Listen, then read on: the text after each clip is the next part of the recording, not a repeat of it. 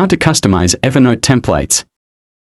If you have a template that you would like to update or edit, simply go to the Templates section to make your changes. For Mac, navigate to the Templates section in the sidebar located on the left of your screen. You can then select the template and edit it just like you would edit any note.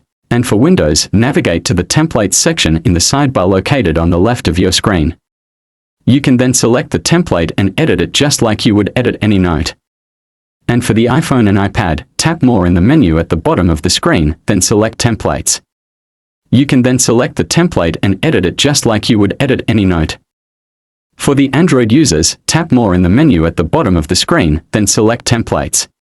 You can then select the template and edit it just like you would edit any note. And lastly, for the web users, tap More in the menu at the bottom of the screen, then select Templates. You can then select the template and edit it just like you would edit any note. And that's all of it. Hope this been helpful to you somehow, but that's it for me then, thank you.